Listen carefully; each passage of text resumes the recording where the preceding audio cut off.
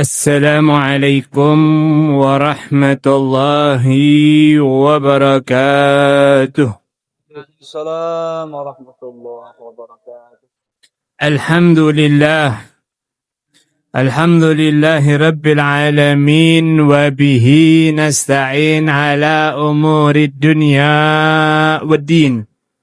اللهم صل وسلم على سيدنا محمد قمر الوجود في هذا اليوم وفي كل يوم وفي يوم الموعد سرا وجهرا في الدنيا والأخرى وعلى آله وصحبه وسلم. أما بعد، فيا ربي اشرح لي صدري ويسر لي أمري واحلل عقدة من لساني يفقه قولي. آمين آمين يا رب العالمين.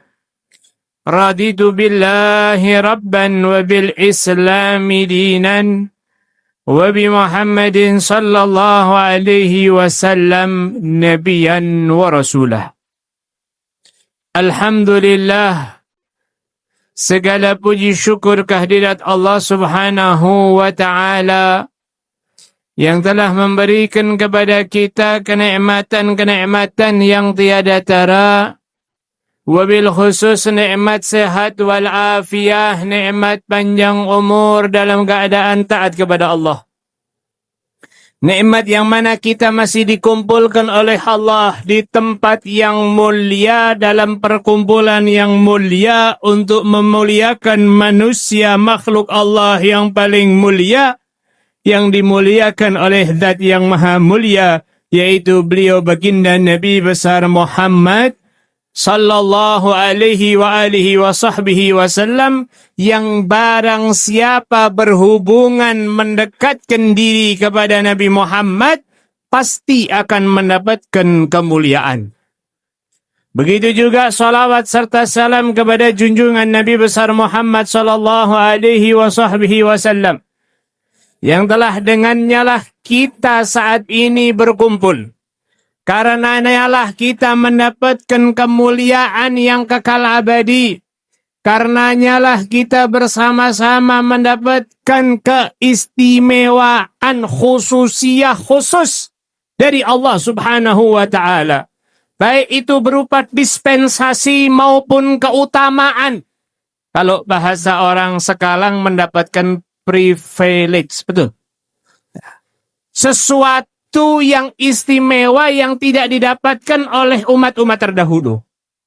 Maka di sini mari ikhwani rahimakumullah, kita harus sadar, kita harus ingat momentum bulan Rabiul Awal adalah salah satu contoh pelajaran yang paling hebat nyata.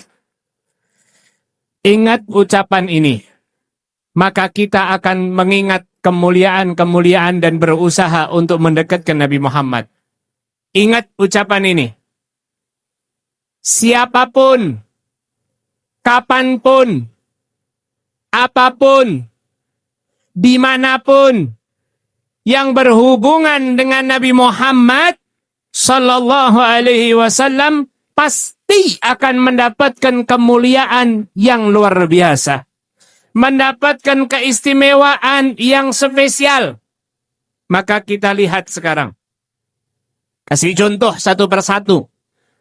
Siapapun yang berhubungan dengan Nabi Muhammad. Kita tidak usah jauh-jauh, kita pribadi. Setiap manusia yang hadir saat ini ataupun siapapun mereka, yang kenal dan tidak kenal, ketika menyandang status kedudukan kemuliaan, fulan umatnya Nabi Muhammad, maka otomatis akan mendapatkan keistimewaan yang tidak didapati oleh umat-umat terdahulu. Maka otomatis akan mendapatkan keistimewaan khususiyah, baik itu ketika masih di dunia ataupun kelak nanti di akhirat. Contoh yang di dunia, Pak, Bu, contoh yang di dunia. Kita setiap umat Nabi Muhammad itu Allah kasihkan khususiyah, di antaranya kita kalau baru niat beramal soleh, Allah tulis niatnya, Allah kasih ganjaran pahala walaupun belum bisa mengamalkan. Umat terdahulu tidak ngamalkan, tidak dikasih pahala. Kita mengamalkan dengan niat soleh dan kita beramal, maka Allah berikan sempurna pahalanya. Yang kedua, Allah Ta'ala berikan keistimewaan untuk kita ketika kita menyandang kedudukan umatnya Muhammad SAW. Maka kalau niat mau berbuat dosa, Allah tidak langsung tulis daripada dosanya. Tapi Allah masih tunggu sampai renggang waktu. Ada yang mengatakan 6 jam, ada yang mengatakan 3 jam. Biarkan dulu wahai malaikat pencatat amal buruk. Jangan ditulis dulu, dia baru niat, belum melakukan. Maka ketika sudah melakukan baru ditulis dosa. Kalau tidak melakukan sampai renggang waktu 6 jam, maka Allah tulis baginya pahala karena tidak jadi maksiat. Allahumma salli ala Sayyidina Muhammad. Allahumma salli ala Sayyidina Muhammad. Jelas, gamblang, faham. Kalau belum ngerti, maka perlu setiap waktu duduk baca maulid. Tidak perlu kita harus baca bahasa Arabnya, enggak. Baca bahasa Indonesianya, maka di situ ada khususiyah yang lainnya. Yang kedua, dimanapun. Artinya berhubungan dengan tempat. Ketika Allah Subhanahu wa Ta'ala letakkan Nabi Muhammad, maka tempat itu menjadi tempat yang paling istimewa, tempat yang paling mulia, tempat yang paling hebat, tempat yang memiliki kedudukan yang tinggi di sisi Allah Subhanahu wa Ta'ala. Bahkan surga tidak menjadi istimewa, tidak menjadi mulia kalau di dalamnya tidak ada Nabi Muhammad SAW. Sampai para ulama mengatakan faida talabtum, kalau kalian mau minta sebagaimana yang dianjurkan oleh Nabi Muhammad, mintalah surga yang di dalamnya ada Nabi Muhammad SAW. Karena surga, kalau tidak ada Nabi Muhammad di dalamnya, ibarat pengantin yang sudah disiapkan kamar pengantinnya, diganti spraynya, diganti kordennya, semua serba baru, semua serba wangi, buah-buahan yang segar, bunga yang segala macam modelnya ada. Ketika masuk pengantin pria, tidak didapati pengantin perempuannya. Buat apa itu semua? Tak ada gunanya. Begitu juga surga, kenikmatan, keistimewaan, mala ainun ra'at, wala udhunun sami'at, wala khatara ala qalbin bashar. Tapi kalau di dalamnya tidak ada Nabi Muhammad, menjadi biasa-biasa saja. Allahumma salli ala Sayyidina Muhammad. Ada dialog antara langit sama bumi.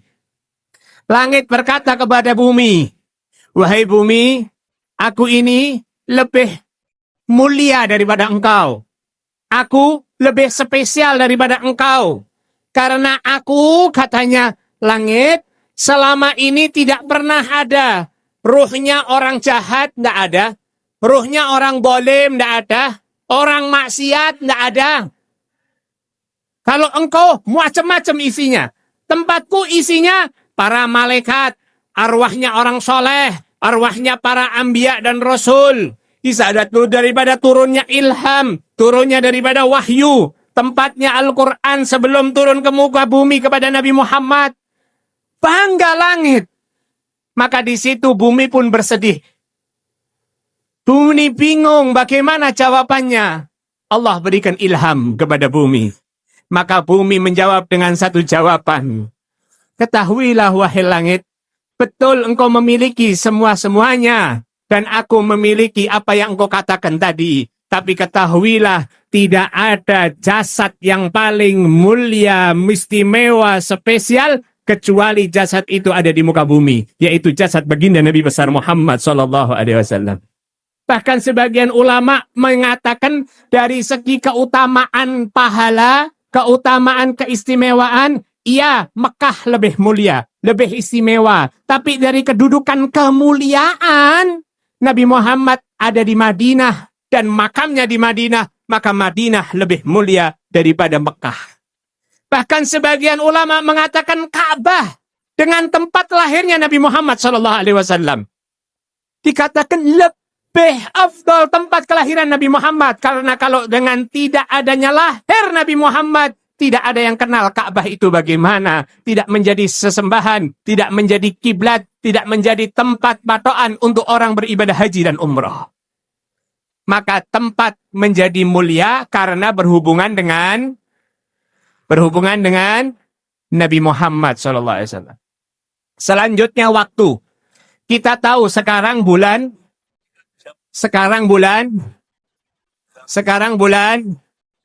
Mulut, Pak, bukan Rabiul Awal. Kita di Indonesia khususnya wallahualam, kalau di luar Jawa nyebutnya apa? Mulut juga luar Jawa. Hah? Apa Rabiul Awal? Apa hanya di Jawa saja yang mulut itu? Kalau orang Sunda, ada orang Sunda di sini. Orang Sunda nyebutnya apa? Rabiul Awal, mulut.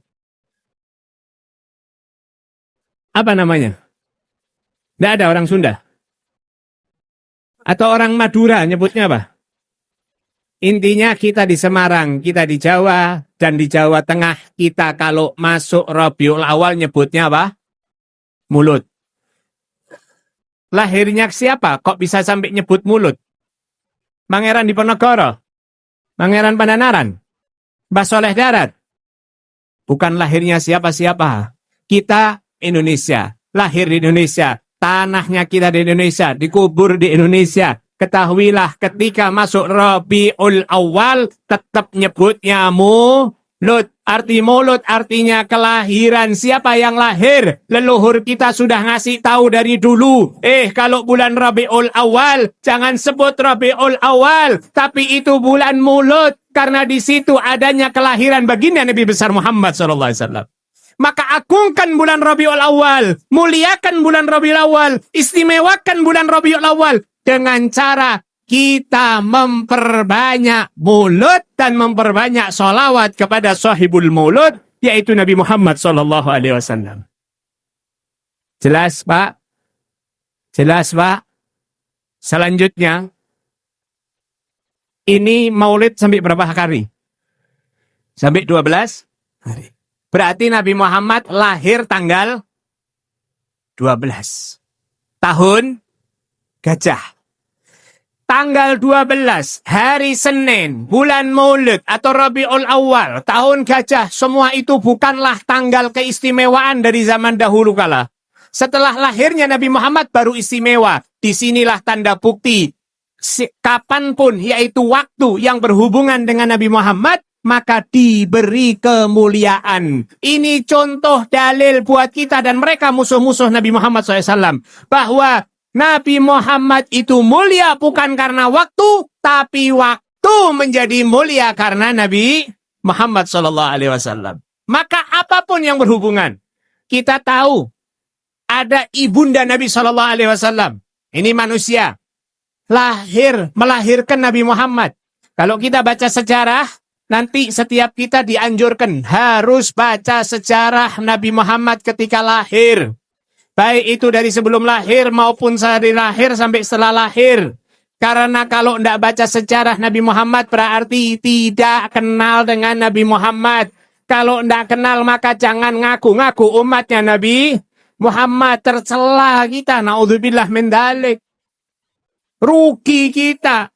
Bukan rugi hanya dunia. Kalau rugi dunia sementara. Kalau rugi urusan dunia itu sekarang rugi, besok untung gampang. Tapi kalau rugi urusan akhirat, rugi selama-lamanya. Untung urusan akhirat, untung selama-lamanya. Amin ya rabbal alamin. Maka tidak ada yang berhubungan dengan Nabi Muhammad kecuali pasti kemuliaan.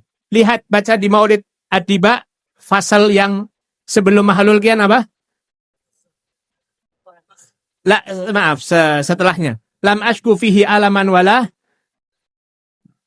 ilala. Ya, ada faednya apa kata Sayyidah Aminah?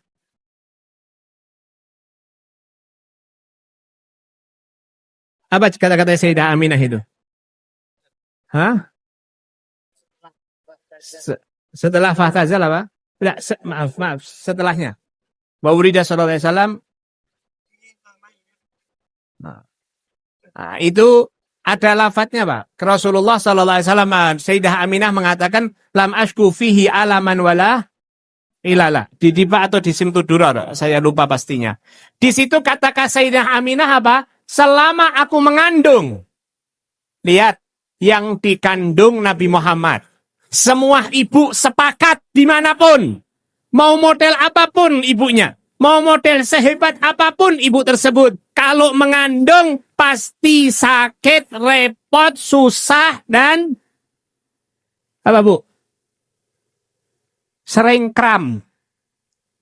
Mau tidur terlentang capek, tidur miring sakit, kanan kiri sakit, tengkurap, belundung, ya Pak. Nggak ada enaknya. Tapi berbeda ketika Nabi Muhammad SAW. Yang mengandung siapa? Sayyidah Aminah. Mau Aminah, mau siapapun. Tapi wanita yang dipilih adalah Sayyidah Aminah. Yang dikandung, yang dilihat. Siapa yang dikandung? Nabi Muhammad SAW. Nah, karena itu Nabi Muhammad dari semenjak sebelum lahir, sampai meninggal dunia, sampai nanti kiamat, tidak pernah ada sejarah menyakiti siapapun. Bahkan ibundanya sendiri, yang mana umumnya seorang ibu kalau mengandung pasti ada rasa sakit. Berbeda dengan kandungan yang di dalamnya ada Nabi Muhammad SAW. Tidak terasa sakit sama sekali. Sampai ibunya mengatakan, aku tidak merasakan kalau aku dalam keadaan sedang mengandung. Aku heran kalau ibu-ibu yang lain cerita katanya sakit, repot, susah. Tapi aku tidak merasakan apa-apa. Bahkan ketika lahir, tidak merasakan sakit sedikit pun. Allahumma salli ala Sayyidina Muhammad. Lahir Nabi Muhammad. Sajidan, syakiran, hamidan, ka'annahu badru fitamame. Lahir dalam keadaan sujud, lahir dalam keadaan bersyukur, lahir dalam keadaan tangannya menunjuk ke atas, lahir dalam keadaan tersenyum, mau dicari bayi siapapun, tidak pernah didapati bayi lahir di muka bumi dalam keadaan tersenyum ataupun dalam keadaan senang, pasti menangis karena melihat keadaan dunia yang menakutkan. Berbeda dengan Nabi Muhammad ketika lahir dalam keadaan senyum gembira, karena beliau akan membawa kabar gembira dan mengajak umatnya semua masuk ke dalam surga. Allahumma salli ala Sayyidina Muhammad. Yang terakhir, apapun benda, mau apapun yang berhubungan dengan Nabi Muhammad, benda, pasti Allah jadikan mulia. Kita tahu sendal tempatnya di bawah. Sendal selalu dijadikan hal yang tidak pernah. Tidak ada orang boleh masjid ini boleh masuk pakai sendal. Ada? Tidak ada. Oh, di Mekah boleh ya sebagian tempat. Tapi kalau di tempat sholatnya tidak boleh. Ketahuilah, berbeda dengan sendal yang digunakan Nabi Muhammad SAW. Kalau sendal yang dipakai oleh Nabi Muhammad SAW, bahkan Allah izinkan untuk menginjak arsy-Nya Allah. Apa kata Allah kepada Nabi yang ketika itu minta bertemu dengan Allah? Apa katanya? Ikhla' na'laik. Copot kedua sandalmu, karena engkau biwadin muqaddasi tua, ada di lembah yang sangat mulia, yang suci. Tapi ketika Nabi Muhammad Isra wal Mi'raj, sampai di tempat yang Allah kehendaki untuk bertemu dengan Nabi Muhammad, Sidratul Muntaha, ketika akan melepas sendalnya, maka Nabi Muhammad SAW perintahkan kepada Nabi Muhammad, gunakan sendalmu, diizinkan oleh Allah. Tidak ada pernah sendal mendapatkan keistimewaan sampai ke Sidratul Muntaha, kecuali sendalnya Nabi Muhammad SAW. Allahumma salli ala Sayyidina Muhammad. Allahumma salli ala Sayyidina Muhammad. Allahumma salli ala Sayyidina Muhammad. Begitu juga Pak, pakaian yang kita pakai. Kofiah, baju, sarung, gamis. Masa ada orang mau melakukan maksiat menggunakan pakaian atribut Islami? Kalau memang bukan orang, itu adalah orang yang paling bejatnya orang. Dan kalau tidak pakai atribut Islami, mau duduk bersama-sama seperti ini, pasti akan punya rasa isin, rasa pekewuh, rasa tidak enak. Tapi lihat kalau dengan pakai atribut Islami, menandakan apapun yang berhubungan dengan Nabi Muhammad, pasti Allah muliakan. Di antaranya apa? Rasulullah kalau khutbah itu dulu naik. Ada sebagian riwayat mengatakan bersandar di atas pohon pelepah kurma. Allah izinkan biasa hubungan sama Nabi Muhammad, pelepah kurma itu nangis. Maka kata Allah Ta'ala, kalau begitu, kasih pilihan sama pelepah kurma. Tetap dipakai sama Nabi Muhammad, atau dia ditinggalkan sama Nabi Muhammad, tapi besok nanti masuk surga bersama Nabi Muhammad. Allahumma salli ala Sayyidina Muhammad. Maka karena itu mari, poin yang kita sudah ketahui tadi, ilmu yang kita sudah fahami, intinya adalah satu. Yuk bersama-sama kuatkan hubungan kita dengan Nabi Muhammad. Yang satu dengan cara berdoa, kedua dengan cara membaca sholawat, yang ketiga wajib baca sejarah Nabi Muhammad, yang keempat perbanyak melakukan sunnah-sunnah Nabi Muhammad. Maka di antara doa yang hendaknya kita panjatkan adalah, ya Allah, ya Rabb, jadikan hatiku, ya Allah, cinta kepada Nabi Muhammad, sayang kepada Nabi Muhammad, peduli kepada Nabi Muhammad, perhatian kepada Nabi Muhammad, rindu kepada Nabi Muhammad, berjuang untuk Nabi Muhammad. Ya Allah, ya Rabb, jangan Engkau ukir di dalam hati kami, anak-anak kami, keluarga kami, kecuali hanya satu nama, yaitu Muhammad sallallahu alaihi wasallam. Dan semoga Allah muliakan kita dan anak keturunan kita menjadi hamba-hamba Allah yang mulia, yang sempurna, dengan mengikuti Nabi Muhammad sallallahu alaihi wasallam. Rabbana atina fid dunya hasanah, mengikuti semua anjuran Nabi Muhammad. Wa fil akhirati hasanah, masuk surga yang di dalamnya ada Nabi Muhammad. Wa qina adzabannar. Wassallallahu ala sayyidina Muhammadin nabiyil ummi wa ala alihi wasallam. Walhamdulillahi rabbil alamin. Hadza minni wal afu minkum. Assalamualaikum warahmatullahi wabarakatuh.